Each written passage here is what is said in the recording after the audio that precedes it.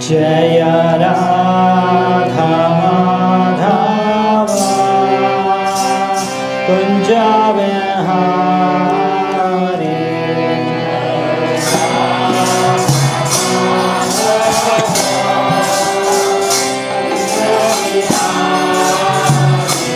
जय राधा माधव कुंज विहारी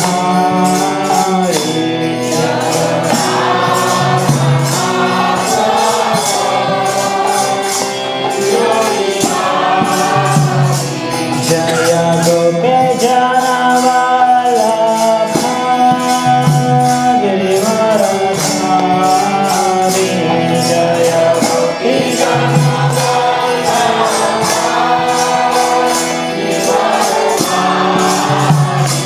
जय गोपी जनवल्लभ गिरिवरधारी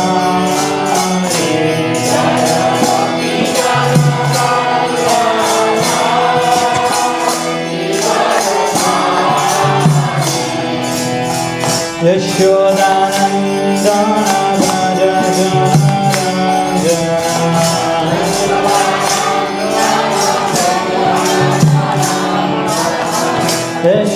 यशोदानन्दन भज जनरञ्जन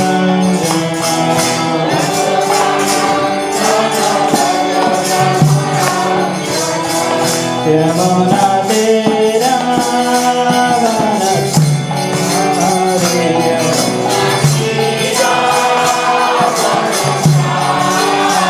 यमुना तेरा वनचारी यमुना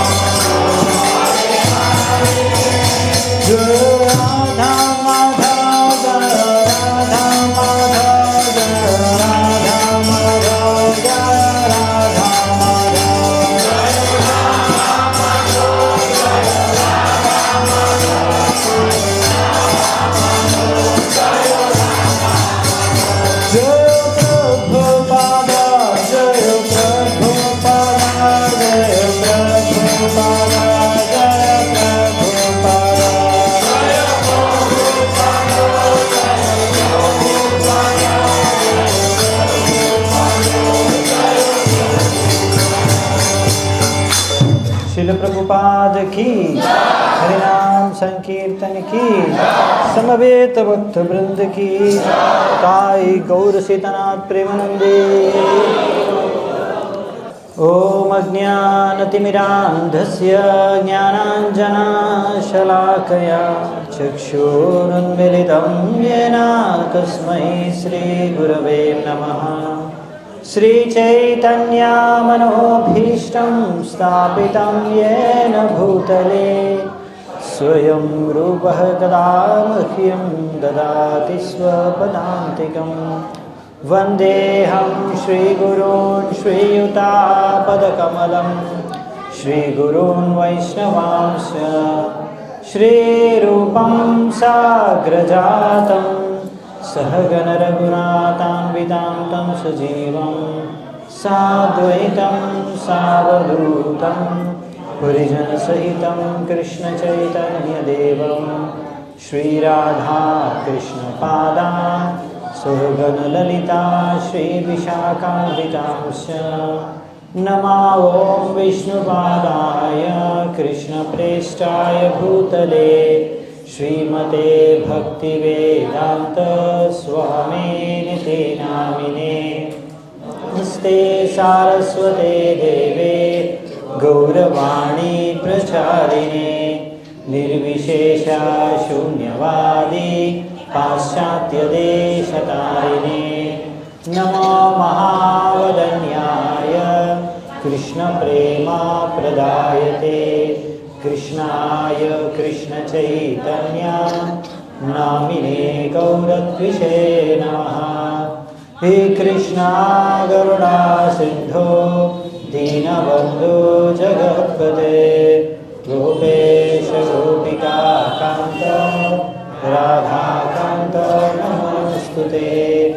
तप्त काञ्चना गौराङ्गी राधे वृन्दावनेश्वरी वृषभानुसुते देवे प्रणमामि हरिप्रिये। नीलाचलनिवासाय नित्याय परमात्मने बलभद्रसुभद्राभ्यां जगन्नाथाय नमः। वाञ्छाकल्पतरुभ्यश्च कृपासिन्धुभ्येव च पतितानां पावनेभ्यो वैष्णवेभ्यो नमो नमः।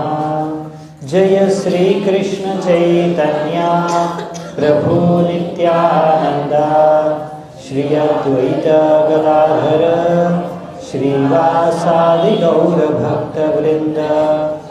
हरे कृष्णा कृष्णा कृष्णा हरे हरे हरे राम राम राम हरे हरे।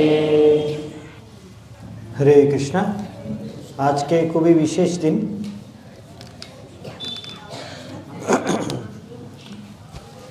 আজকে আমাদের একজন মহাজন আচার্যর আবির্ভাব তিথি তো এবং মাঘী পূর্ণিমা শ্রী মধুরোৎসব। তো আজকে দিন মাঘী পূর্ণিমার দিন একটা শ্রীকৃষ্ণ রাস লীলা করেন। অনেক সময় করেন, এটা এক সময় যে সময় কৃষ্ণ রাসলীলা করেন এই পূর্ণিমা দিন, মাঘী পূর্ণিমা দিন, সেই জন্য মধুরোৎসব বলে এই উৎসব মানানো হয়। আর আজকে এই শুভ দিনে আমার এক আচার্য নরোত্তম দাস ঠাকুরের আবির্ভাব তিথি। তো আজকে আমরা এই নরোত্তম দাস ঠাকুরের জীবনী, নরোত্তম দাস ঠাকুরের বিষয়ে আমরা জানতে চেষ্টা করব, আলোচনা করব। নরোত্তম দাস ঠাকুর আপনি শুনেছেন? অনেক গান রচনা করেছেন। শিল প্রভুপাদ অনেকবার নরোত্তম দাস ঠাকুরের গান ওনার ক্লাসে, অনেকবার ওনার তাৎপর্যে ভাগবতমে লিখেছেন নরোত্তম দাস ঠাকুরের গানকে, আর উনি অনেকবার গেয়েছেন। মানে প্রভুপাদকে খুব প্রিয় নরোত্তম দাস ঠাকুরের গান কীর্তন করা। তো ভক্তি রত্নাকরে অনেকগুলো বিষয় নরোত্তম দাস ঠাকুরের জীবনী সম্বন্ধিত বিষয় লেখা আছে। अकुमार ब्रह्मचारी सर्वतीर्थदर्शी परम भागवतोत्तम श्रील नरोत्तम दास। तो भक्ति भक्त একটা এই শ্লোকে আছে, এইভাবে নরোত্তম দাসকে বর্ণনা করা হয়েছে। নরোত্তম দাস ঠাকুর যে আছে আকুমার ব্রহ্মচারী, মানে সারা জীবন ব্রহ্মচারী ছিলেন এবং সর্বতীর্থদর্শী, মানে সব তীর্থকে উনি দর্শন করেছেন। সর্বতীর্থদর্শী, পরম ভাগবতোত্তম, মানে উনি ভাগবতের ভক্তের মধ্যে উত্তম, নরোত্তম। তো আর উনি আছে শিল নরোত্তম দাস ঠাকুর, উনি ভক্তি উত্তম ভক্ত ছিলেন। তো নরোত্তম দাস ঠাকুর আর এইরকম মানে অনেক পার্ষদ আছে মহাপ্রভুর, ওই সবাই কৃষ্ণলীলাতে কেউ না কেউ ছিলেন যে মহাপ্রভুর লীলাতে এসেছেন। তো নরোত্তম দাস ঠাকুর ছিলেন চম্পক মঞ্জরি। কৃষ্ণলীলাতে নরোত্তম দাস ঠাকুর ছিলেন চম্পক মঞ্জরি। চম্পক মঞ্জরির সেবা ছিল রূপমঞ্জরিকে মানে অ্যাসিস্ট করা। রূপমঞ্জরিকে অ্যাসিস্ট করা। রূপমঞ্জরির অবতার আছে রূপ গোস্বামী, রূপ গোস্বামী আছে রূপমঞ্জরির অবতার, ঠিক আছে। তো এই কৃষ্ণলীলাতে রূপমঞ্জরিকে মানে ওনাকে সেবা করে, মানে ওনাকে হেল্প করে রাধা কৃষ্ণের সেবা করার জন্য। রূপমঞ্জারি রাধা কৃষ্ণকে সেবা করে, রূপমঞ্জারিকে অ্যাসিস্ট করে। চম্পক মঞ্জারি উনি নরোত্তম দাস ঠাকুর রূপে এই জগতে পৃথিবীতে অবতীর্ণ হয়েছেন। উনি অবতার নিয়েছেন, মানে উনি জন্ম নিয়েছেন, গ্রহণ করেছেন এখনই বাংলাদেশে রাজশাহী ডিস্ট্রিক্টে গোপালপুর সাব ডিভিশনে ওখানে একটা গ্রাম আছে, ওই গ্রামের নাম আছে কেতুরি গ্রামে ওখানে নরোত্তম আবির্ভূত হয়েছে। এই দিন মাঘী পূর্ণিমার দিন। মাঘী পূর্ণিমা আজকে দিন, মাঘ মাসের পূর্ণিমা, মাঘী পূর্ণিমা, ঠিক আছে। তো নরোত্তম দাস ঠাকুর যে ছিলেন সাধারণ মানে ব্যক্তি ছিলেন না। ওনার যে পরিবারে জন্ম হয়েছেন উনি রাজা জমিদার পরিবার। রাজা কৃষ্ণানন্দ দত্তের পুত্র রূপে উনি জন্ম হয়েছিলেন। আর ছোটবেলা থেকে উনি খুব বুদ্ধিমান আর কৃষ্ণ ভক্ত ছিলেন। আর হর সময় কৃষ্ণ চৈতন্য মহাপ্রভু, নিত্যানন্দ প্রভুর ভজন কীর্তনে মগ্ন ছিলেন। তো এই নরোত্তম দাস ঠাকুর আসলে আবির্ভূত হওয়ার আগেই একজন মানে অনেক পার্ষদ আছে। নরোত্তম দাস ঠাকুর কিন্তু ওনার জন্ম হয়েছিল মহাপ্রভু ভগবদ্ধাম ফিরে যাওয়ার পরে। তো এই নরোত্তম দাস ঠাকুর যে জেনারেশন আছে মহাপ্রভুর পরে ষড় গোস্বামী, রূপ গোস্বামী, সনাতন গোস্বামী সব। তারপর নেক্সট জেনারেশন আছে নরোত্তম দাস ঠাকুর মেন যে আচার্য ছিল নরোত্তম দাস ঠাকুর আর শ্রীনিবাস আচার্য আর শ্যামানন্দ পণ্ডিত। এই তিনজন ছিল মেন আফটার ষড় গোস্বামী পরে নেক্সট জেনারেশন, যে গৌড়ীয় বৈষ্ণব সিদ্ধান্তকে প্রচার করেছেন, হরিনাম সংকীর্তন। আর বিশেষ রূপে নরোত্তম দাস ঠাকুর প্রচার করেছেন কীর্তনের মাধ্যমে। উনি অনেক ভজন কীর্তন নিজে গান মানে লিখেছেন, আর গান করতে ওনার যে স্টাইল আছে ওটা খুব ফেমাস, এত ফেমাস মানে উনি তো বাংলাদেশে মেন ওনার কেতুরি বেস করে প্রচার করেছেন এখানে বাংলাদেশে, এখানে বেঙ্গলে। কিন্তু ওনার গান আজকে মণিপুর স্টেটে খুব ফেমাস। মণিপুর একটা বৈষ্ণব স্টেট, মণিপুর প্রভুপাদ বলেছেন, মণিপুর শুনেছেন না? ভারতে একটা রাজ্য আছে,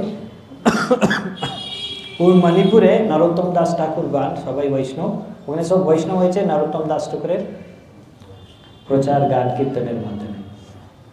তো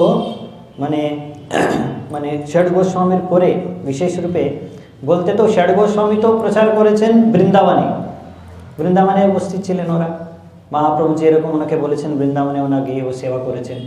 কিন্তু এখানে মহাপ্রভু নিত্যানন্দরও ভগবদ্ধাম যাওয়ার পরে এখানে প্রচার করেছেন একটা মেন যে ছিল নরোত্তম দাস ঠাকুর, শ্যামানন্দ পণ্ডিত এবং শ্রীনিবাস আচার্য।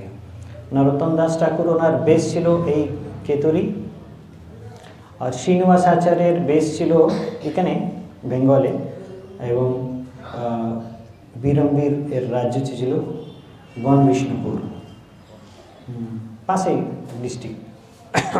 আর শ্যামানন্দ পণ্ডিত উনি গিয়েছেন ওড়িশাতে প্রচার করেছেন। তো মহাপ্রভু এই নরোত্তম দাস ঠাকুর এর কথা অনেক আগেই বলে দিয়েছেন। মানে মহাপ্রভু যে সময় নগর সংকীর্তন করতে করতে এখানে যাচ্ছিলেন বেঙ্গলে, কানিনাটশালা জায়গা থেকে, যে কানিনাটশালা একটা জায়গা আছে যেখানে গিয়ে মহাপ্রভু অনেক নৃত্য করেছেন। ওই জায়গাতে কৃষ্ণ নৃত্য করেছেন।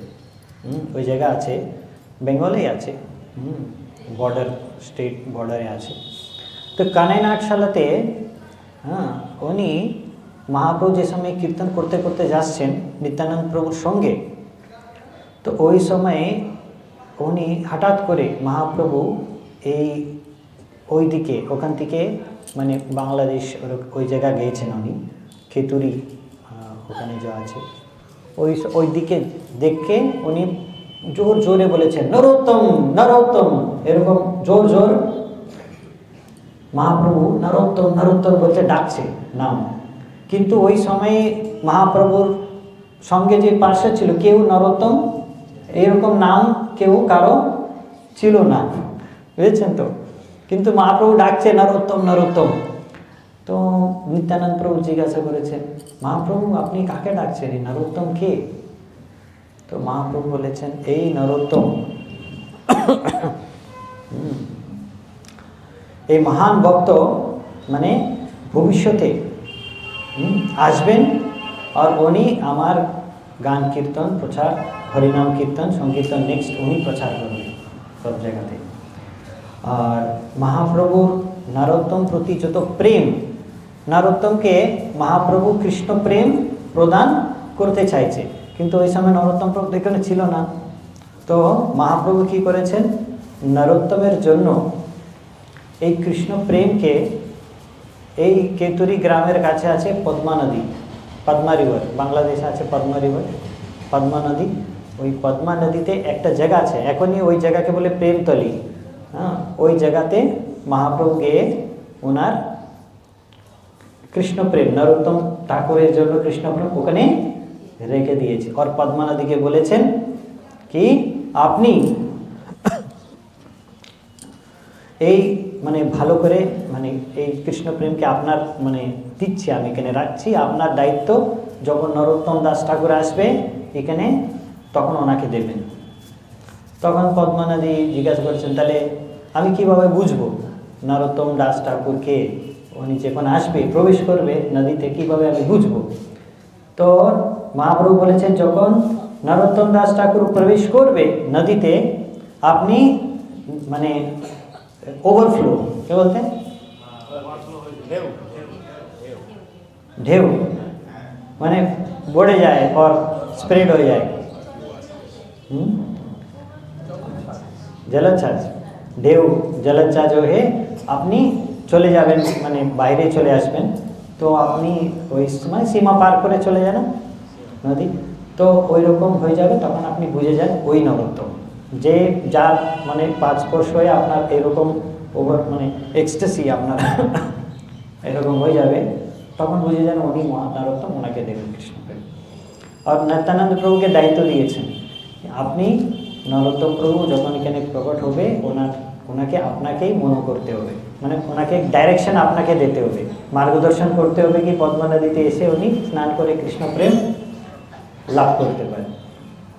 তো সেই জন্য নরোত্তম দাস ঠাকুর ছোটবেলা থেকেই ওনার খুব পড়াশোনার তো করছে, এত এক্সপার্ট ছিলেন। শ্রুতিধর যে সময় গিয়েছেন, যখন পড়াশোনা শুরু করেছেন, সংস্কৃত গ্রামার, হ্যাঁ, ব্যাকরণ যত আছে সব মুখস্থ করে নিয়েছে, একবার শুনলে সব মুখস্থ হয়ে যেত। তো উনি খুব এক্সপার্ট ছিল, খুব বুদ্ধিমান ছেলে ছিল, কিন্তু ওনার খেলা করা মানে সাধারণ বাচ্চাদের মতো ওনার জাদা জাগতির জিনিসের প্রতি কোনো কারো ইন্টারেস্ট নেই। হ্যাঁ, তারপর মহাপ্রভু নিত্যানন্দ প্রভুর কথা উনি মুখে শুনেছেন, ভক্তের মুখে শুনে ওনার প্রতি আসক্তি ডেভেলপ করেছেন। তারপর নিত্যানন্দ প্রভু যে সময় মোটামুটি 12 বছর বয়স ছিল, 12 বছর বয়স ছিল, জয় শ্রী শ্রী রাধা মাধব কি, জয় শ্রী শ্রী জগন্নাথ বলদেব সুভদ্রা মহারানী কি, জয় শ্রী শ্রী গৌরনিতাই কি, জয় শ্রী প্রভুপাদ কি জয়। যখন মোটামুটি উনি 12 বছর বয়স ছিল, ওই সময় নিত্যানন্দ প্রভু ওনার স্বপ্নে এসে বলেছেন, তো পদ্মা নদীতে গিয়ে ওনার স্নান করবেন, আপনি কৃষ্ণ প্রেম লাভ করবেন। মহাপ্রভু ওই সম্পত্তি, কৃষ্ণ প্রেমের সম্পত্তি ওখানে আপনার জন্য রেখেছেন। তো ওই রাত্রে গিয়ে ওখানে নরোত্তম দাস ঠাকুর গিয়ে স্নান করেছেন। তারপর ওনাকে যেরকম প্রবেশ করেছেন পদ্মা নদী ও ওভারফ্লো হয়ে গেছে। তারপর বুঝে গেছে কি এই নরোত্তম, আর পদ্মা নদী ওনাকে কৃষ্ণ প্রেমকে দিয়ে দিয়েছেন। যখন নরোত্তম দাস ঠাকুর কৃষ্ণ প্রেম পেয়েছেন পদ্মা নদীতে স্নান করার পরে, যখন উনি বাইরে চলে এসেছেন, নদী থেকে বাইরে চলে এসেছেন, উনি সম্পূর্ণরূপে উনি আলাদা মানুষ হয়ে গেছিল সম্পূর্ণরূপে। ওনাকে দেখে সবাই মানে বুঝে গেছে কি এখনই উনি এই জাডা জগতিক স্তরে নেই। ওনার মা বাবা বুঝে গেছে কি এত ইয়াং এখনই যুব অবস্থায় আনি কোনো মানে এরকম সম্পূর্ণরূপে মগ্ন হয়ে আছে কৃষ্ণ ভক্তিতে, ওর কোনো জাডা জগতিক ওনার ইন্টারেস্ট নেই। ওরা ভেবেছে, ওনাকে ভয় পেয়েছে কি উনি যে কোনো দিন বাড়ি ত্যাগ করে চলে যেতে পারে। সেই জন্য ওরা খুব সিকিউরিটি গার্ড রাখিয়ে, ওনার তো রাজার পরিবার, জমিদার পরিবার, ওনার তো সিকিউরিটি রেখেছে, বডিগার্ডকে রেখেছে ওনাকে কি উনি বাড়ি ত্যাগ করে না যায়। তখন আস্তে আস্তে কিছুদিন দেখছে ওনাকে ইচ্ছা নেই এখনই বাড়িতে থাকতে, আর উনি শুনেছেন ওনার ইচ্ছা ছিল বৃন্দাবনে চলে যাওয়া। আর উনি শুনেছেন ওই সময় তো মহাপ্রভু নিত্যানন্দ প্রভু তো ভগবদ্ধাম চলে গেছেন, কিন্তু ষড় গোস্বামীরা রূপ সনাতন সবাই বৃন্দাবনে ছিলেন। তো সেই জন্য উনি ভেবেছেন আমি বৃন্দাবনে গিয়ে ওখানে রাধাকৃষ্ণের সেবা করব। কিন্তু তারপর বৃন্দাবনে যাদের গার্ড ছিল অনেক চেষ্টা করেছেন কিন্তু হচ্ছেন না। তারপর একবার এই বাবা কৃষ্ণানন্দ দত্ত আর ওনার ভাই ছিল পুরুষোত্তম দাস, এই দুইজন ভাই ছিল। আর পুরুষোত্তম দাসের একটা ছেলে ছিল, ওনার নাম ছিল সন্তোষ দত্ত। এইরকম মানে ওনার ভাই হবে, নরোত্তম দাস ঠাকুর ভাই হবে। তো যেই সময় এরকম একবার মুসলিম যে ওই সময় তো এখানে মুসলিম রাজা ছিল, উনি ডেকেছেন মানে ওনাকে মিটিং করার জন্য। তো ওনার দুই মানে বাবা আর ওনার আঙ্কেল দুইজন গিয়েছেন রাজার সাথে দেখা করার জন্য, মানে বাইরে চলে গেছেন শহর থেকে। তো ওই সময় নরোত্তম দাস ঠাকুর বাড়ি থেকে মানে চলে গেছেন ত্যাগ করে সব। আর তারপর ওখানে যে সমস্ত, তারপর ওনার মা বাবা গত হয়ে গেছিল। তারপর ওখানকার এলাকার রাজা, ওনার যে ভাই ছিল সন্তোষ দত্ত, উনি রাজা হয়ে গেছিল কেতুরি ওই গ্রামে। কিন্তু উনি ভক্ত মানুষ ছিল। নরোত্তম দাস ঠাকুর থেকে হেঁটে হেঁটে অনেক জায়গায় ঘুরতে ঘুরতে ঘুরতে ফাইনালি বৃন্দাবন পৌঁছে গেছে। বৃন্দাবনে যাওয়ার পর রূপ সনাতন ষড় গোস্বামীকে দর্শন করেছেন। তারপর ওনাকে নিত্যানন্দ প্রভু থেকে, মহাপ্রভু থেকে, রূপ গোস্বামী থেকে, বিভিন্ন জায়গা থেকে ওনার আদেশ পেয়েছে কি গিয়ে লোকনাথ গোস্বামীর কাছে দীক্ষা নেওয়ার জন্য। আর লোকনাথ গোস্বামী একটা পার্ষদ মহাপ্রভুর। ষড় গোস্বামীর যাওয়ার আগে মানে রূপ সনাতন গোস্বামীকে পাঠানোর আগে মহাপ্রভু কিন্তু লোকনাথ গোস্বামীকে বৃন্দাবন পাঠিয়েছেন। কিন্তু লোকনাথ গোস্বামী ওনার সাথে ভূগর্ভ গোস্বামী দুইজন গিয়েছেন বৃন্দাবনে। কিন্তু লোকনাথ গোস্বামী মানে একান্ত কৃষ্ণকে পুজো করা, ভক্তি করার পছন্দ করে বৃন্দাবনে, ওইরকম উনি করে। আর লোকনাথ গোস্বামী খুব নম্র, হাম্বল, আর উনি অলরেডি ডিসিশন নিয়ে নিয়েছে কি আমি এই জীবনে কোনো শিষ্যকে গ্রহণ করব না। সবাই জানি লোকনাথ গোস্বামী কাউকে দীক্ষা দেবে না। অলরেডি উনি একটা ব্রত নিয়ে শুধু কৃষ্ণ ভক্তি করবে, সে একান্ত রূপে কৃষ্ণ ভক্তি করছেন। আর নরোত্তম আদেশ পেয়েছে কি লোকনাথ গোস্বামী থেকে দীক্ষা নেওয়ার জন্য। তো নরোত্তম দাস ঠাকুর প্রেম বিলাস একটা বই আছে, ওর বইয়ের ভিতরে লেখা আছে কি মাঘী পূর্ণিমার দিন নরোত্তম দাস ঠাকুরের জন্ম হয়েছিল, আর বাড়ি ত্যাগ করে উনি চলে গেছেন কার্তিক পূর্ণিমার দিন। আর লোকনাথ গোস্বামীর দ্বারা দীক্ষা পেয়েছেন শ্রাবণ পূর্ণিমা, মানে ওনার জীবনে সব ঘটনা পূর্ণিমার দিন হয়েছেন। তো এই যে লীলা কিভাবে এই দীক্ষা পেয়েছেন উনি লোকনাথ গোস্বামী থেকে, এটা খুব ভালো অদ্ভুত লীলা। কেন নরোত্তম দাস ঠাকুর শুনেছেন লোকনাথ গোস্বামী কাউকে দীক্ষা দেবেন না, কিন্তু উনি নিশ্চয় নির্ণয় করে নিয়েছেন কি আমি লোকনাথ গোস্বামী থেকেই দীক্ষা নেব। তাহলে কিভাবে নেব? উনি তো আমি জাস্ট ডাইরেক্ট যাব তো উনি তো মানবেন না, দেবেন না দীক্ষা। তো উনি কী করতেন ওই সময় প্রতিদিন সকালবেলা ভোরবেলা উঠে লোকনাথ গোস্বামী যেই জায়গাতে গিয়ে মানে মল ত্যাগ করেন না সকালবেলা, তারপর উনি চলে যাবে, নেক্সট ডে পরে আসবে। তো তার আগেই উনি রাত্রিবেলা গিয়ে নরোত্তম দাস ঠাকুর প্রতিদিন রাত্রিবেলা ওই জায়গাকে পুরো পরিষ্কার করে খুব পরিচ্ছন্ন করে রেখে দেয়, মাটিতে সব ক্লিন করে, মাটি দিয়ে সব ক্লিন করে রেখে দেয়। তো নেক্সট দিন লোকনাথ গোস্বামী এসে দেখছে, আরে কেউ মানে পরিষ্কার করে রেখে দিয়েছে। এরকম 1 বছর সেবা করেছে, 1 বছর ডেইলি। লোকনাথ গোস্বামী ভাবছে কে করছে কে করছে কে করছে। 1 বছর পরে লোকনাথ স্বামী ভেবেছেন কি না, আমি একবার আজকে আমি জানতে চাই কে এরকম করছে। হ্যাঁ, আজকে ওই দিন রাত্রিবেলা লোকনাথ গোস্বামী ওই জায়গাতেই লুকিয়ে ছিল, উনি ভেবেছেন আজকে আমি দেখব হ্যাঁ কে এসে কখন করে এই সেবা আমাকে না জানিয়ে। তো রাত্রিবেলা লুকিয়ে ওখানে জব করতে করতে বসেছেন লুকিয়ে। তারপর উনি দেখেছে কি এই নরোত্তম দাস ঠাকুর এই এসে সব রাত্রিবেলা জায়গাকে পুরো পরিষ্কার করছে। টোটাল পরিষ্কার করার পরে লোকনাথ গোস্বামী ওনার সামনে এসে তখন জিজ্ঞাসা করেছে আপনি কে? তো তখন নরোত্তম দাস ঠাকুর বলেছেন আমি এরকম নরোত্তম দাস, আমি খেতুরি রাজা যা আছে কৃষ্ণানন্দ দাস ওনার পুত্র। আপনি রাজার পুত্র? রাজা পুত্র হয়ে আপনি এরকম মল এইসব কি জিনিসকে ক্লিনিং করছে, মানে টয়লেটকে ক্লিন করছে, হ্যাঁ না? এরকম আপনি কেন এরকম করছেন আপনি? হ্যাঁ, তো উনি বলেছেন আমি আপনার থেকে দীক্ষা নিতে চাই।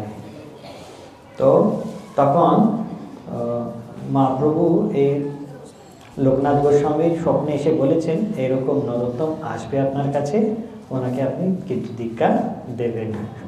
তো সেই জন্য তারপর যখন উনি শুনেছে এই নরোত্তম, উনি খুব মানে সন্তুষ্ট হয়ে গেছে কি এমন তো উনি কাউকে দীক্ষা দেবেন না ডিসাইড করেছেন, কিন্তু নরোত্তম এত ওনার মানে শ্রদ্ধা ভক্তি আর এত মানে রাজার পুত্র হয়ে এত এইরকম সেবা উনি এত দীর্ঘকালে করছেন, উনি এত মুগ্ধ হয়ে গেছিলেন যে উনি ওনাকে শ্রাবণ পূর্ণিমা দিন দীক্ষা দিয়ে দিয়েছে। কিন্তু তারপর বলেছেন আমি দীক্ষা তো আপনাকে দিয়ে দেবো, কিন্তু আপনি শিক্ষা সব কিছু আপনি জীব গোস্বামী থেকে গ্রহণ করবেন। তো ওই সময় জীব গোস্বামীর কাছে অলরেডি শ্রীনিবাস আচার্য ওনার স্টুডেন্ট হয়ে ওখানে ওনার থেকে শিক্ষা নিচ্ছে। তো নরোত্তম দাস ঠাকুর গিয়ে শ্রীনিবাস আচার্যের সাথে ওনার সাথে এই ক্লাসে সেম ক্লাসে উনি শিক্ষা গ্রহণ করছে জীব গোস্বামী থেকে। কিছুক্ষণ পরে এখান থেকে অম্বিকা কালনা থেকে হৃদয় চৈতন্য ওনার শিষ্য যে ছিল দুঃখী ওনাকে পাঠিয়েছেন। তারপর ওনার নাম পেয়ে গেছে শ্যামানন্দ, ঠিক আছে, তো শ্যামানন্দ পণ্ডিত।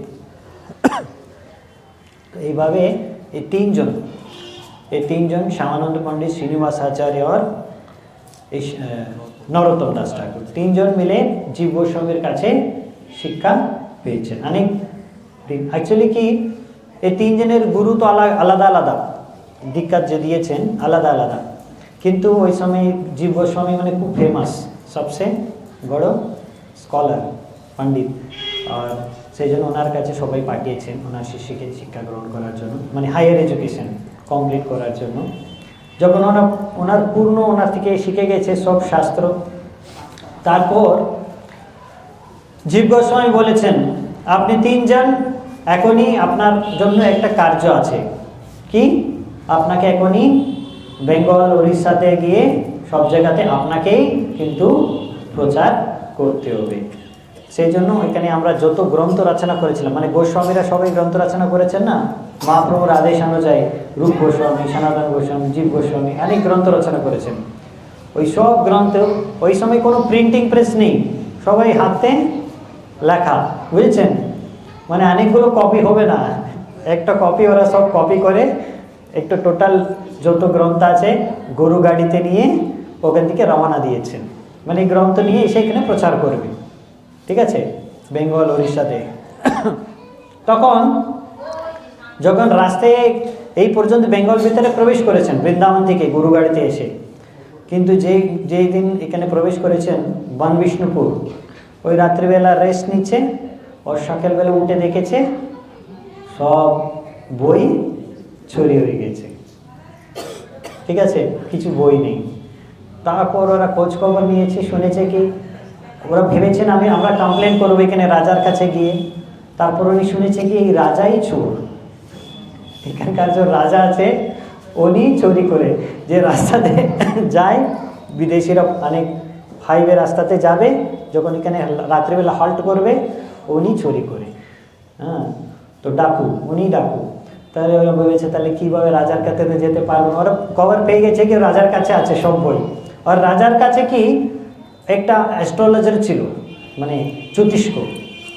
উনি বলতেন আপনার রাজ্য থেকে প্রবেশ করবে বেঙ্গল, মানে ভিতরে যাবে, যে হাইওয়েতে যাবে, যার কাছে ভালো সম্পত্তি থাকে রাজা কেউ জ্যোতিষ বলবে এই লোকের কাছে অনেক সম্পত্তি আছে, চুরি করবে। তো রাজা এইভাবে বুঝতেন কার কাছে সম্পত্তি আছে।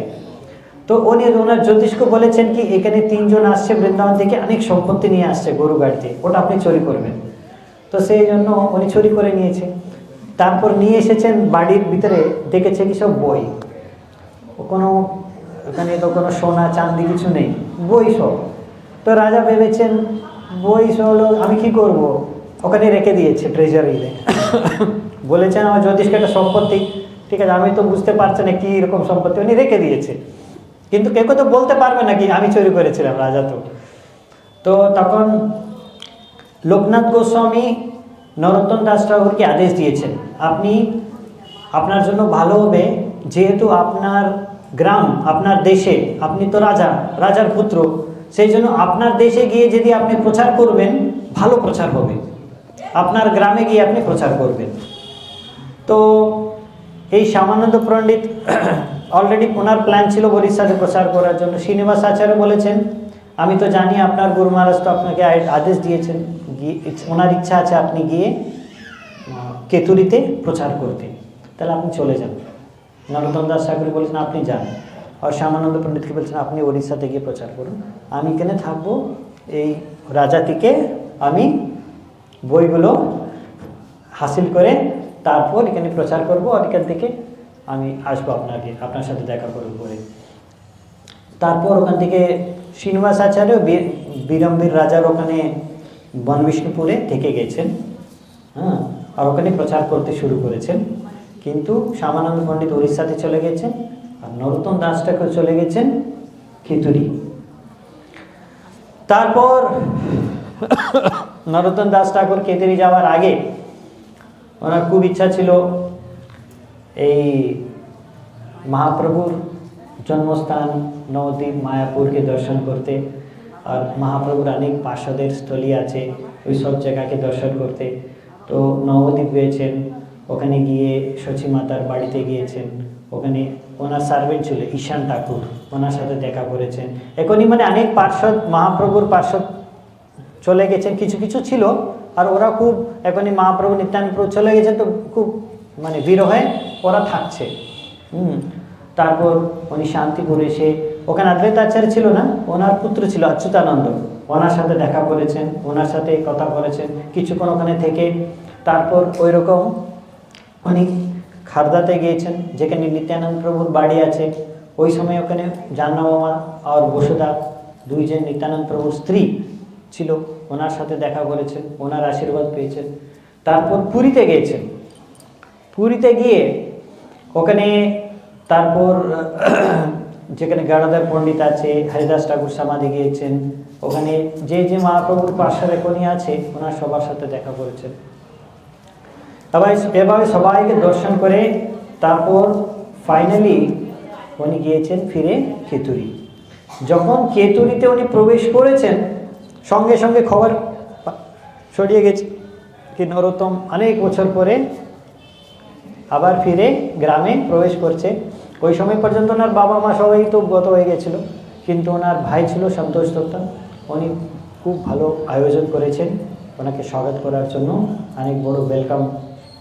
তারপর উনি নিজে গ্রাম বাইরে এসে ওনাকে স্বাগত করে ওনাকে নিজে আলিঙ্গন করে খুব খুশি খুশি নিয়ে গেছেন। তারপর উনি বলেছেন কি আমাকে এই একটা ইচ্ছা আছে। সন্তোষ দত্ত উনি খুব এখনই ওখানকার রাজা, আর উনি খুব ভক্ত।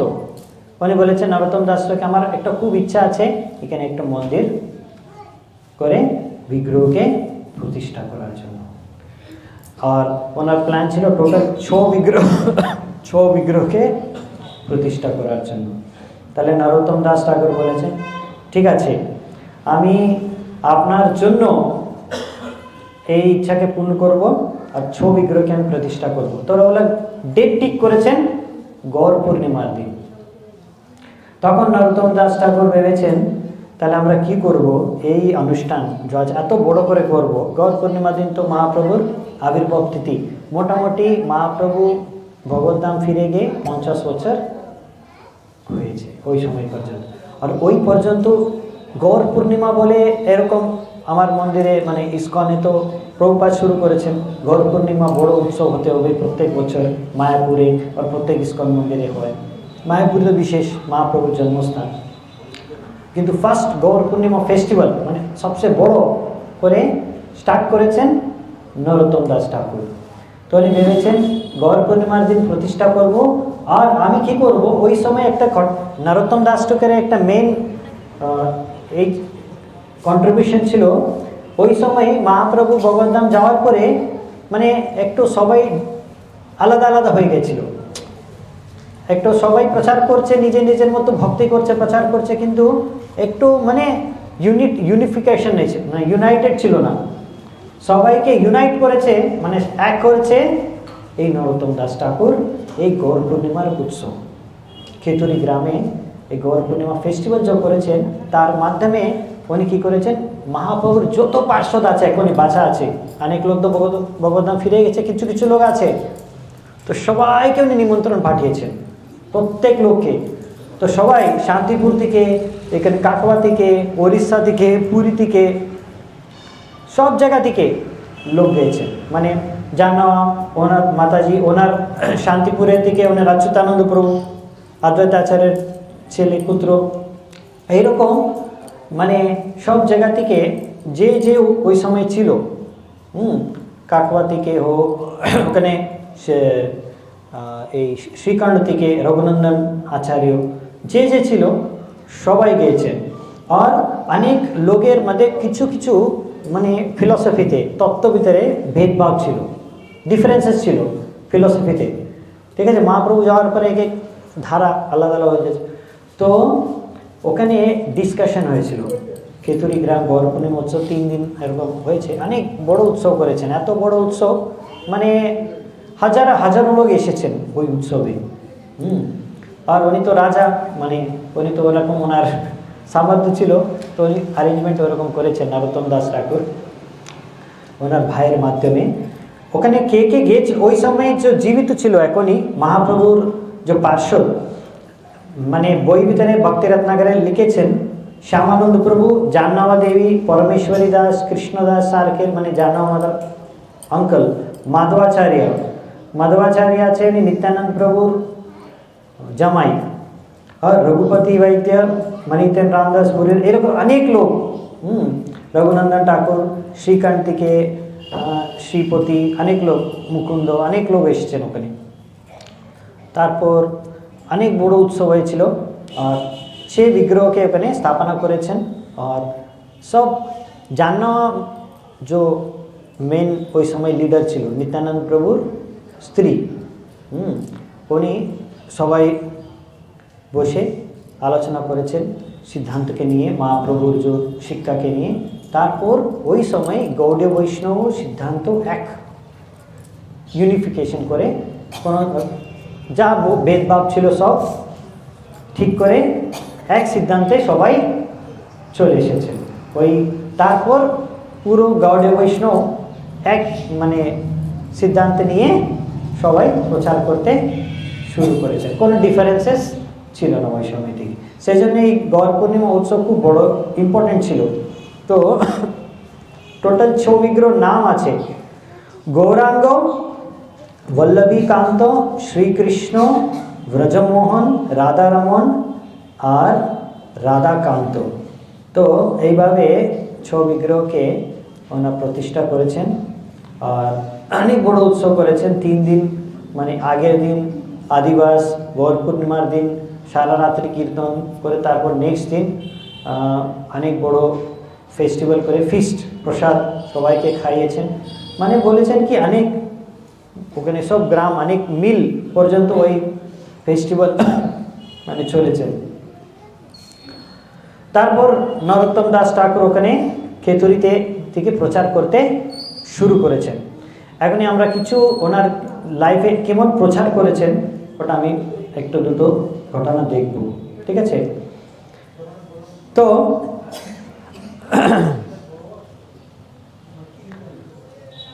ওখানে আমি 2-3টা ঘটনা বলবো, কত ভালো নরোত্তম দাস ঠাকুর ওখানে প্রচার করেছেন, তারপর কিভাবে ওনার ভগবদ্ধাম ফিরে গেছেন ওটা আমি দেখব,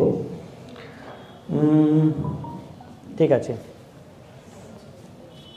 দুটো ওরা প্রচার করতেন সবাইকে, ঠিক আছে? আর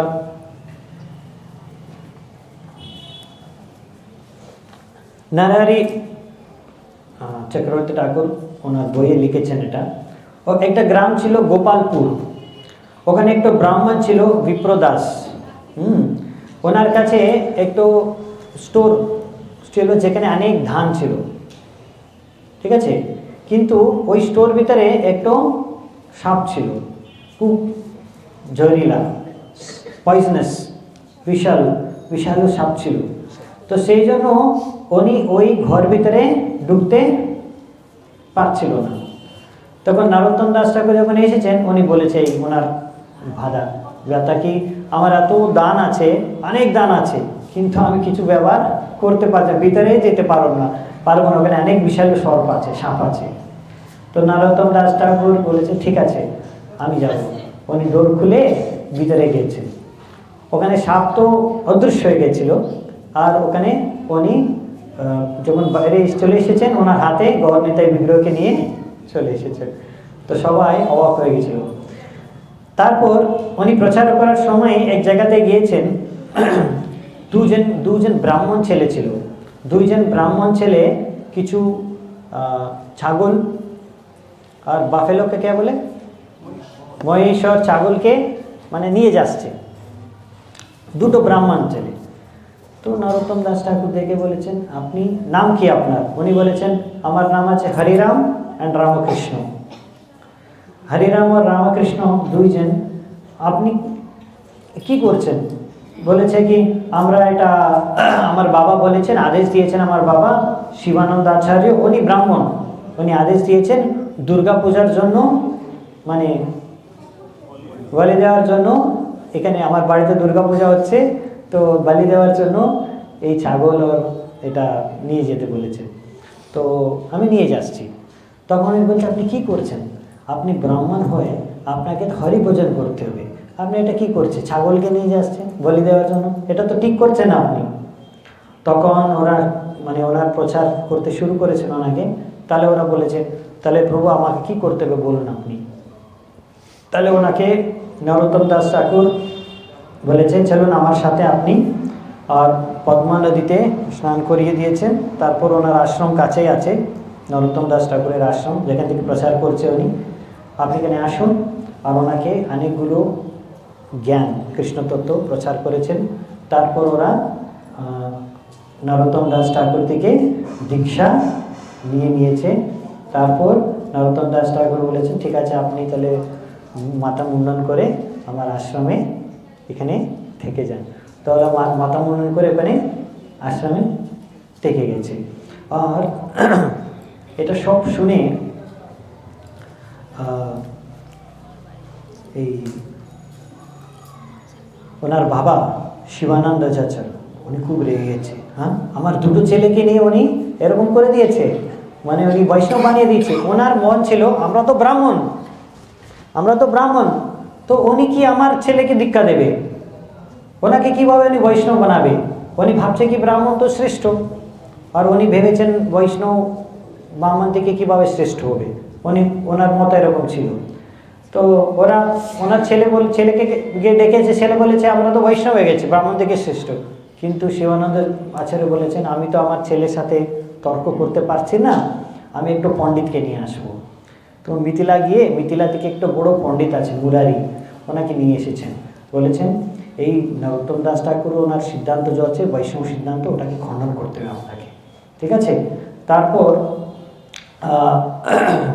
উনি ওনার ছেলেকে ডেকেছেন, আর তারপর ওর ছেলের সাথে তর্ক করে, মানে ওই ওনার ছেলে ওই মুরারি যে ছিল, উনি যতই শাস্ত্র থেকে বলেছেন সব কিছু খণ্ডন করে ভাগবতম থেকে স্থাপনা করেছেন। আর যে যে উনি শুনেছেন নরোত্তম দাস ঠাকুর থেকে, শাস্ত্র থেকে স্থাপনা করেছেন কি বৈষ্ণব হচ্ছে সবচেয়ে শ্রেষ্ঠ। তারপর উনি হার স্বীকার করে চলে গেছেন। এইভাবে অনেক লোককে, অনেক ব্রাহ্মণ পুত্রকে নরোত্তম দাস ঠাকুর মানে প্রচার করে দীক্ষা দিয়ে ওনার শিষ্য বানিয়ে নিচ্ছে। এরকম গঙ্গানারায়ণ চক্রবর্তী, জগন্নাথ আচার্য, মানে এইসব মানে খুব নামী ব্রাহ্মণ, ওই সব এখনই নরোত্তম দাস ঠাকুরের শিষ্য হয়ে গেছিল। এটা কি হয়েছে সমাজ ভিতরে অনেক একটু কে বলতে ডিস্টার্বেন্স, মানে লোক যে স্মার্ত ব্রাহ্মণ আছে ওরা ভাবছে এই নরোত্তম দাস ঠাকুর ওনার জন্ম হয়েছে কায়স্থ, ওনার কায়স্থ কমিউনিটিতে, উনি শূদ্র, উনি কিভাবে ব্রাহ্মণকে দীক্ষা দিয়ে বৈষ্ণব বানাবে। মানে ওরা ভাবছে নরোত্তম দাস ঠাকুর তো কায়স্থ কমিউনিটিতে জন্ম হয়েছে, উনি তো শূদ্র, উনি কিভাবে ব্রাহ্মণকে দীক্ষা দিচ্ছে আর ব্রাহ্মণকে শিশু বানাচ্ছে, এটা তো ঠিক হচ্ছে না। তো সবাই ভিতর থেকে খুব ঈর্ষা বেড়ে যাচ্ছে। তাহলে ওরা গিয়ে কি করেছে, কমপ্লেন করেছে রাজাকে, ওখানকার যে লোকাল রাজা ছিল রাজা নরসিংহ, ওনাকে গিয়ে কমপ্লেন করেছে এইরকম করছে নরোত্তম, উনি শূদ্র ব্রাহ্মণকে দীক্ষা দিচ্ছে, বলছে বৈষ্ণব হয়ে গেছে। এটা কি, এটা ঠিক নেই। তাহলে আমরা কি করব, তাহলে রাজাকে বলেছেন আপনি একটু সবচেয়ে বড় বিদ্বান পণ্ডিতকে নিয়ে এসে ওনাকে মানে শাস্ত্র থেকে ওনাকে বুঝিয়ে দেব কি ওনার এই যে তত্ত্ব গলত ভুল। তো রাজা নরসিংহ বলেছে ঠিক আছে, আর সবচেয়ে বড় পণ্ডিত আছে এখানে দিগ্বিজয়ী পণ্ডিত রূপনারায়ণ, রাজার কাছে এক দিগ্বিজয়ী পণ্ডিত ছিল রূপনারায়ণ, সবচেয়ে বড় পণ্ডিত, ওনাকে কেউ ওনার সাথে তর্ক করতে পারবে না, সবাই ওনার সামনে শাস্ত্রের ভিতরে হারিয়ে যাবে। তো উনি বলেছেন ঠিক আছে আপনি চিন্তা করবেন না, সব মার্ত ব্রাহ্মণকে বলেছেন আমি নিজে রূপনারায়ণ আর আমরা দুইজন আপনার সঙ্গে যাব, যেখানে নরোত্তম দাস ঠাকুর আছে ওখানে যাব, আর আমরা গিয়ে ওখানে রূপনারায়ণ ওনাকে শাস্ত্র থেকে বুঝিয়ে দেবে আর হারিয়ে দেবে, তারপর এরকম উনি করবে না। তারপর সব ব্রাহ্মণ রূপনারায়ণ ও রাজা সবাই বেরিয়ে রওনা দিয়েছে ওনার জায়গা থেকে, ওনার রাজ্য থেকে রওনা দিয়েছে। আর খবর সব জায়গায় ছড়িয়ে গেছে কি এরকম রূপনারায়ণ মানে সবচেয়ে খ্যাতি মানে পণ্ডিত, রাজার পণ্ডিত, হ্যাঁ রাজ পণ্ডিত, উনি আসছে নরোত্তম দাস ঠাকুরের সাথে এরকম ডিবেট করতে। তো রামচন্দ্র কবিরাজ আর গঙ্গানারায়ণ চক্রবর্তী ছিলেন নরোত্তম দাস ঠাকুরের শিষ্য, আর রামচন্দ্র কবিরাজ ছিলেন শ্রীনিবাসাচার্যের শিষ্য, কিন্তু নরোত্তম দাস ঠাকুরকে খুব পছন্দ করে। তো উনি শ্রীনিবাসাচার্যের শিষ্য, কিন্তু রামচন্দ্র কবিরাজ নরোত্তম দাস ঠাকুর কাছেই থাকতেন, ঠিক আছে। তো এই দুইজন কি ভেবেছেন, একটা প্ল্যান করেছেন। ওরা শুনেছেন কি এই রাজা রাস্তা, ওরা তো হেঁটে মানে রাস্তায় আস্তে আস্তে আসবে, রাত্রিবেলা এক জায়গা স্টে করছে একটা গ্রামে। তো ভেবেছেন ওই গ্রামে আমরা যাব, ওই গ্রামের নাম ছিল কুমারপুর, ওই গ্রামে গিয়েছেন। আর যে জায়গাতে ওরা রাত্রিবেলা হল্ট করবে ওই জায়গাতে গিয়ে দুটো দোকান খুলেছেন, গঙ্গানারায়ণ চক্রবর্তী একটা দোকান খুলেছেন আর এই রামচন্দ্র কবিরাজ। তো একজন খুলেছেন পট, এই মাটকা মাটির পাত্র, যার ভিতরে রান্না হয়, মাটির পাত্র তো রান্না হয়, ও মাটির পাত্র বিক্রি করার স্টল লাগিয়েছে। আরেকজন স্টল লাগিয়েছে পান, যে খাবার পরে হজম করার জন্য যে খায়, পান স্টল লাগিয়েছে। মানে ওরা জানি কি ওরা হল্ট করবে তো ওখানে রান্না করবে, খাওয়া দাওয়া করবে, তো ওনাকে পাত্র লাগবে। তো তো ওই হিসাবে প্ল্যান করে রেখেছেন। তো ওরা এসেছেন, হল্ট করেছেন, টেন্ট লাগিয়েছে ওনার। তারপর রান্না করার জন্য ওনার ওই স্মার্ত ব্রাহ্মণ ওনার শিষ্যকে পাঠিয়েছেন, একটু মাটির পাত্র কিনে আসুন। তো ওরা এসেছেন, তো এসে ওনাকে জিজ্ঞাসা করেছেন মাটির পাত্র চাই। তো গঙ্গানারায়ণ চক্রবর্তী নিয়েছেন না, আর একটা রামচন্দ্র কবিরাজ, তো উনি বলেছেন যে মাটির পাত্র বিক্রি করছে। উনি সংস্কৃতে ওনাকে কথা বলছে। ওরা অবাক হয়ে গেছে যে মাটি পাত্র বিক্রি করে সংস্কৃতে কথা বলছে। ঠিক আছে, ওরা তো ব্রাহ্মণের ওনার শিষ্য, ওরা সংস্কৃতে কথা বলেছেন। তারপর ওনার সাথে তর্ক বিতর্ক করতে শুরু করেছে, আর্গুমেন্ট শুরু করেছে ইচ্ছা করে। আর আর্গুমেন্ট শুরু করে অনেকে হারিয়ে দিয়েছে। তারপর ওরা আর কিছু শিষ্য ওখানে গিয়েছেন পান নেওয়ার জন্য, সেম জিনিস ওখানে হচ্ছে। ওরা সংস্কৃতে কথা বলছে, ওরা অনেক হারিয়ে দিয়েছে তর্ক বিতর্ক করে। ওরা গিয়ে কমপ্লেন করেছেন, তাহলে ওনার গুরুদেব এসেছেন, ওরা তর্ক করেছেন, ওরা হারিয়ে গেছে ডিবেটে ওনার সাথে। তারপর গিয়ে রূপনারায়ণকে কমপ্লেন করেছে, রাজাকে। তো রূপনারায়ণ বলেছে ঠিক আমি যাব। রূপনারায়ণ এসেছেন, রাজাও এসেছেন, ওনার সাথে তর্ক করতে শুরু করেছেন শাস্ত্র নিয়ে। ও যে পান সেল করছে আর মাটি পাত্র সেল করছে। তারপর রূপনারায়ণ হারিয়ে গেছে, ওনার সাথে তর্ক করতে করতে হারিয়ে গেছে শাস্ত্র থেকে। তখন রূপনারায়ণ খুব অবাক হয়ে গেছে। রাজা ওনাকে জিজ্ঞাসা করছে আপনি কে, আপনার কার শিষ্য আপনি? তখন ওরা বলেছে আমরা নরোত্তম দাস ঠাকুরের শিষ্য। তখন রাজা রূপনারায়ণকে বলেছেন আপনি যাচ্ছেন নরোত্তম দাস ঠাকুরের সাথে মানে তর্ক করার জন্য, ডিবেট করার জন্য? ওনার শিষ্য যে মাটি পাত্র সেল করে পান সেল করে ওনার সামনে আপনি হারিয়ে গেছে, তাহলে ওনার কাছে গিয়ে আপনি কি ওনার সাথে তর্ক করবো? তো তখন খুব লজ্জিত হয়ে গেছে রূপনারায়ণ। সব ব্রাহ্মণ পণ্ডিত ভেবেছে আজকে এখান থেকে ফিরে যাবো, আমরা ওই ভিতরে গ্রাম ভিতরে ওনার আশ্রমে যাবোই না। তারপর দুর্গা মাতা ওনার স্বপ্নে আসে, বলেছেন আপনি যেতে হবে নরোত্তম দাস ঠাকুর ভগবানের শুক্রভক্ত, ওনাকে গিয়ে আপনার শরণাগত হয়ে যান। তারপর রাজা রূপনারায়ণ সবাই স্মার্ত ব্রাহ্মণ নরোত্তম দাস ঠাকুর কাছে গিয়েছেন।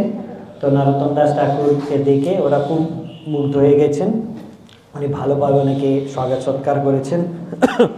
তারপর ওরা সবাই নরোত্তম দাস ঠাকুরকে শরণাগত হয়ে গেছিল। তো এইভাবে মানে নরোত্তম দাস ঠাকুর মানে খুব ভালো ওখানে প্রচার করেছেন। ওনার এটাই মেইন ছিল কি যে কেউ হোক সবাই বৈষ্ণব হতে পারে, তো সবাইকে উনি বৈষ্ণব বানিয়ে দিয়েছেন। তো নরোত্তম দাস ঠাকুর তো সেই জন্য ওনার অনেক গান আছে। আর একটা গান অনেক গানের মাধ্যমে রচনা করেছেন, প্রচার করেছেন। আর ফাইনালি নরোত্তম দাস ঠাকুর जो আছে ওনার শরীরকে ত্যাগ করেছেন। একটা জায়গা আছে মুর্শিদাবাদের কাছে আর কি, উনি গঙ্গা নদীতে গিয়ে উনি বলেছেন হ্যাঁ ওই গঙ্গা নদীতে অ্যাকচুয়ালি উনি বিলীন হয়ে শরীরকে অদৃশ্য হয়ে গেছে। গঙ্গা নদীতে গিয়েছেন, প্রবেশ করেছেন, সবার সামনেই গঙ্গা নদীতে মিশে গেছে আর অদৃশ্য হয়ে গেছে। এইভাবে উনি শরীর ত্যাগ করেছেন। তাহলে আমরা নরোত্তম দাস ঠাকুরের কিছু ভজন কীর্তন গান করব, ঠিক আছে? এটা যে গান আছে না, একটা গান ফেমাস গান আছে, অনেক গান আছে ওনার। নরোত্তম দাস ঠাকুরের একটা গান আছে জিয়া নীল প্রেমদান, যে কোনো সময় বৈষ্ণব তিরোভাব হয় ওই দিন সবাই গান করে। ওই গান উনি রচনা কেন করেছেন, যেই সময়ে ওনার শিষ্য রামচন্দ্র কবিরাজ আছে না, ওনার শিষ্য নেই, শ্রীনিবাস আচার্যের শিষ্য রামচন্দ্র কবিরাজ, উনি খুব ক্লোজ নরোত্তম দাস ঠাকুরকে। উনি যখন বৃন্দাবন গিয়েছেন, রামচন্দ্র কবিরাজ বৃন্দাবনে গিয়ে ওখানে রাধা কৃষ্ণ বিগ্রহ বিলীন হয়ে অন্তর্ধান হয়ে লীলা সমাপ্ত করেছেন। তো ওনার বিরহে ওনার গুরু শ্রীনিবাসাচার্য শরীর ত্যাগ করেছে, উনি ভগবত-ধাম চলে গেছে। এই দুইজনের বিরহে এই গান নরোত্তম দাস ঠাকুর ওই সময় রচনা করেছে, জিয়া নীল প্রেমদান। যখন ওনার দুটো নিকট পার্শ্বদ ভগবদ্ধাম চলে গেছিল, তখন সেই জন্য আপনি দেখবেন যে নিল প্রেমাদান লাস্টে রামচন্দ্র সংজ্ঞা মাগে নরোত্তম দাস। তো এই রামচন্দ্র যে আছে ওই শ্রীনিবাস আচার্যের শিষ্য, মানে খুব ক্লোজ, ওনাকে মানে ফ্রেন্ড মতে উনি দেখতেন। রাধা কৃষ্ণ প্রাণ মোরা যুগল কিশোর, রাধা কৃষ্ণ প্রাণ মোরা,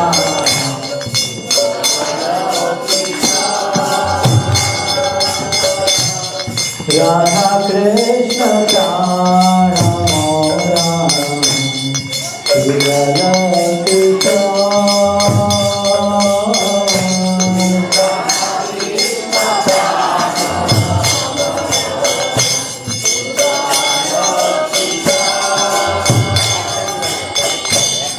জীবনে মরণে গতে হারাহে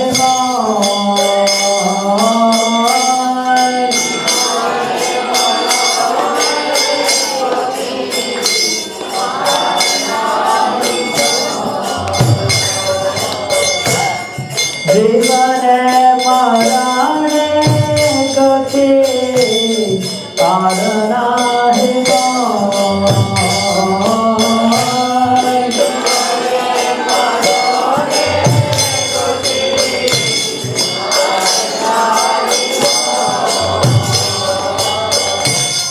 রাধা কৃষ্ণ প্রাণ মোরা যুগল কিশোর, রাধা কৃষ্ণ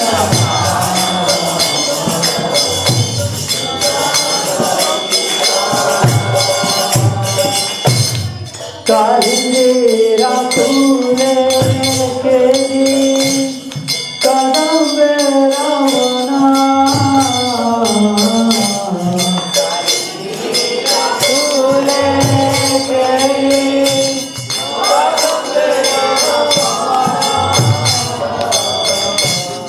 কালিন্দিরা ফুলে কেলি কদম্বে রমনা,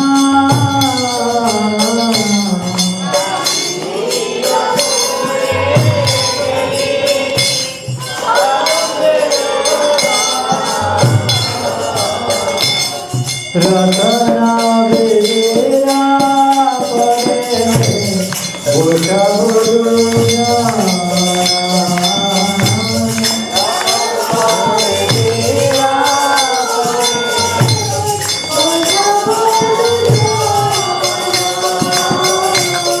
রতনা বেরা বোঝা বড়ুয়া,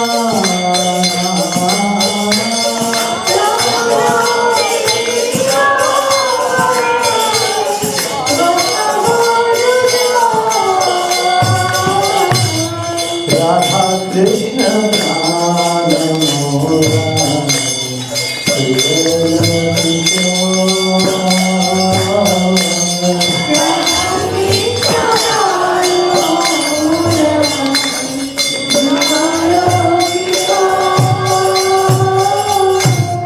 শ্যামা গৌরে অঙ্গে দিব চন্দনের গঙ্গা, গৌরে অঙ্গে দিব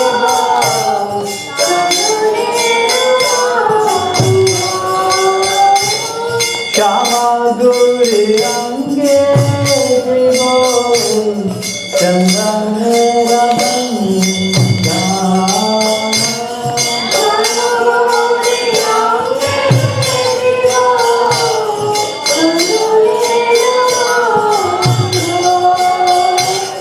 श्यामरा दुला भोग दे हे मुख चंद्रा, श्यामरा दुला भोग दे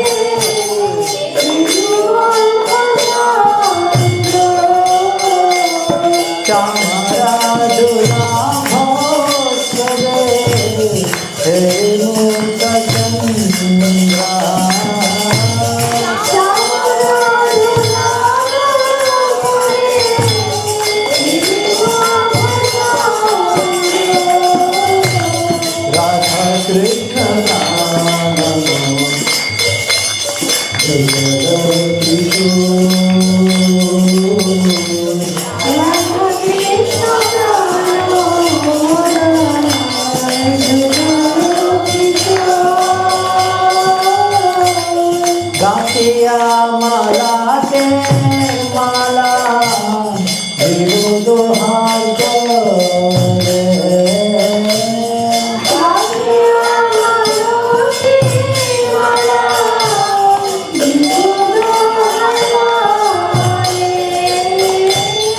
গাতিয়া মালাতে মালা দোহাই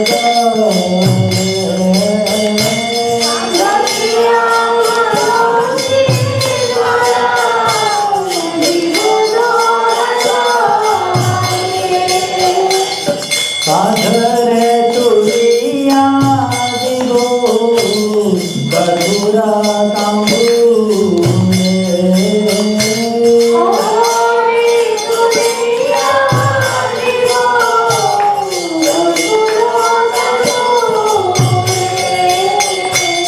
রাধা কৃষ্ণ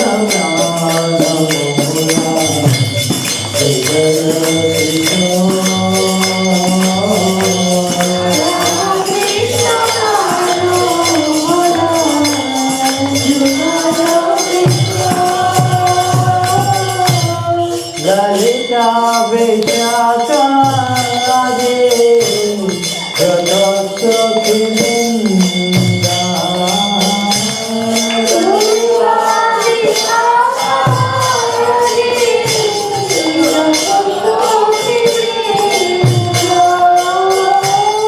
ললিতা বেচাকা রাধে জগৎ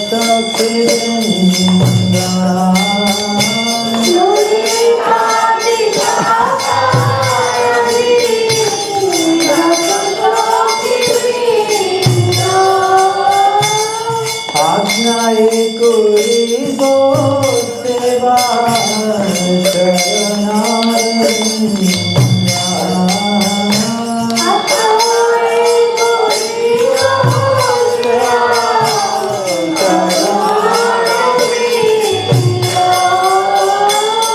রাধা কৃষ্ণ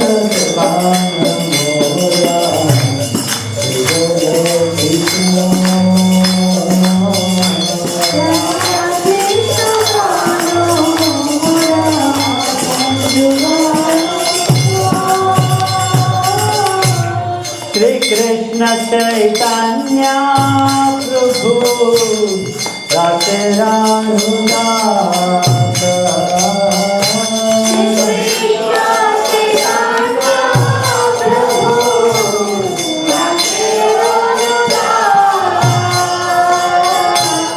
श्री कृष्ण चैतन्य प्रभु राधे रानुदास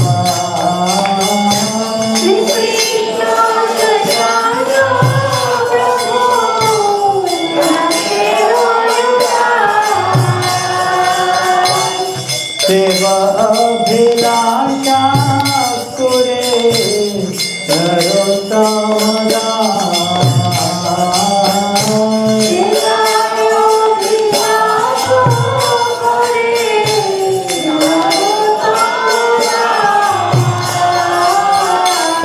सेवा अभिलाषा करे नरोत्तम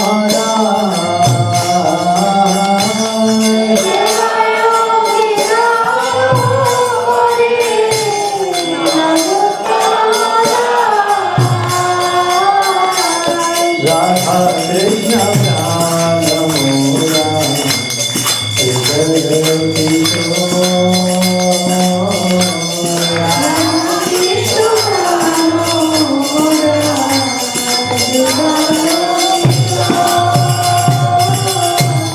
राधा कृष्ण प्राण मोरा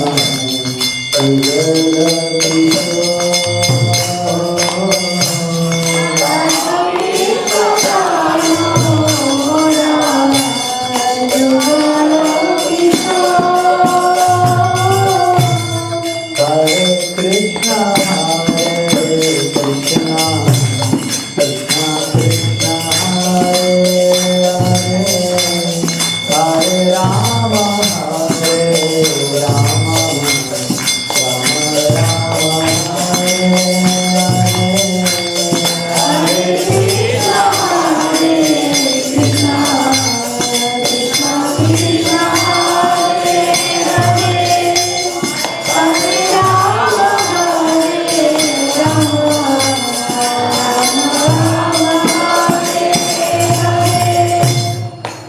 জয় শ্রী নরোত্তম দাস ঠাকুর কি